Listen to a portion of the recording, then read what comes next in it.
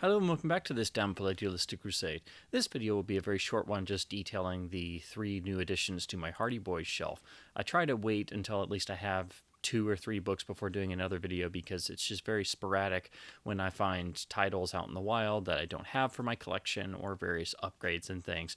So just to go through these very quickly, this first one was a nice surprise. It's one of the handful of Applewood books recreations of the original text. These have gotten very scarce on the used market, and unfortunately they never got to complete all of the original unaltered text of the original canon books.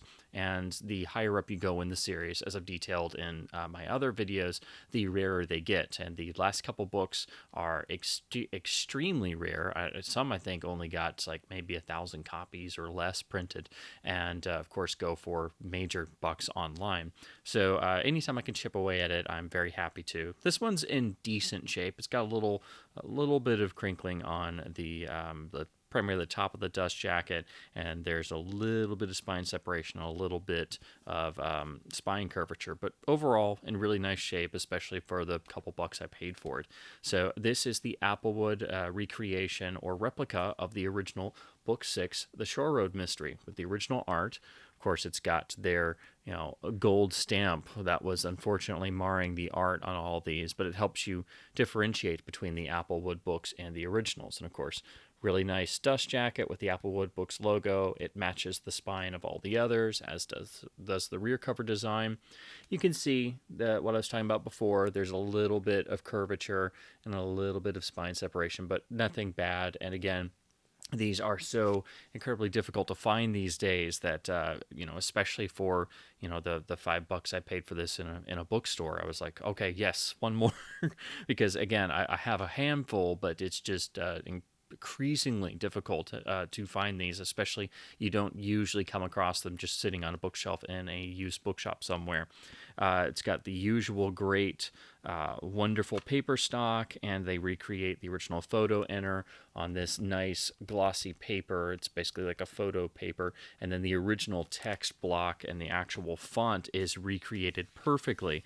I do have an original text Shore Road Mystery, but it's a completely different edition, so it's wonderful to have it now in this Applewood replica. Again, these were so wonderfully done. It's a crying shame that they didn't get to finish and that all these have fallen out of print.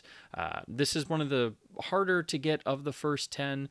Usually there are some that are easier to get, like the first 2 volumes, and probably the first 3 through Secret of the Old Mill. They seemingly printed a lot more and went through multiple printings, but definitely the higher up you go, once you get past book 10, they get much more difficult, and then the last couple are exceptionally difficult to find, and of course go for top dollar among collectors, with good reason, because these are beautifully done. So then the other 2 books are simply 2 of the updated digests. These are the later printings in what is known as the checkerboard design. When they switched over to the Minstrel imprint, they did reprint all of the earlier books that had been under the Wanderer imprint. So these are both from the original run that originally had internal illustrations and had the classic Wanderer design with the sort of art in a shield logo. And of course, I went over all this in my digest video, but anytime I can chip away at the alternate later printings or some of the cover art variants, I like to, especially when they're cheap. These are not in perfect shape, but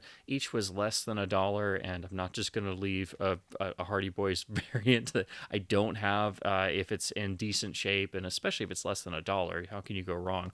So this is the Minstrel reprinting. It's credited as a 5th printing. Let me make sure I've got the year right.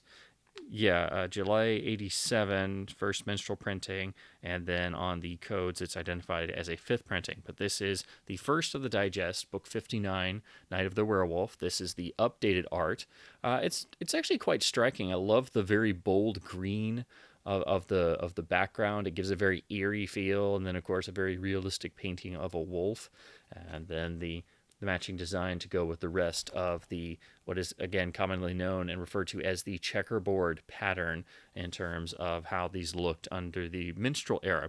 And it's great getting these the earlier digests in this design so you can have a pretty uniform set in terms of the majority of the digest have this checkerboard design so you can get most of your books all matching. But again, the later on in printings you go on these earlier books, you're going to run into the fact that they have lost their internal illustrations, which only lasted for the early books.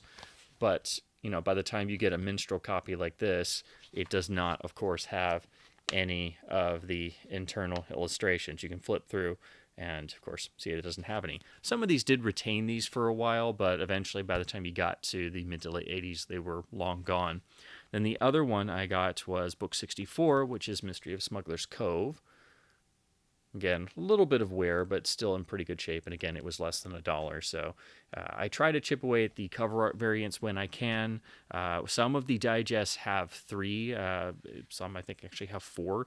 But most have 2 for the earlier books up through the early 70s in terms of the numbering. And then by the time you get to a point where they standardize them in the checkerboard pattern, they usually didn't have extra cover art variations, but then, of course, some did because, nothing can be simple with collecting the Hardy Boys. And, of course, again, no internal illustrations if you were to just flip through. So that's it for this particular video, and I want to thank you for continuing to watch my seemingly never-ending Hardy Boys collection. I started as a kid. I'm still going. I have finally completed at least getting a readable version of all the original text canon books, but that doesn't mean the collection stops. I've almost finished the digests, and then, of course, once I finish collecting all those, I have to then try to shoot for the rest of these cover art variations. So that's why it's really helpful to be able to chip away at these when I can, and it does seem I have noticed even the digests are drying up in used bookstores because, of course, it's getting longer since the last time they were reprinted. Just like the Case File series, it's now exceedingly difficult to complete an entire run, and especially because there are so many books.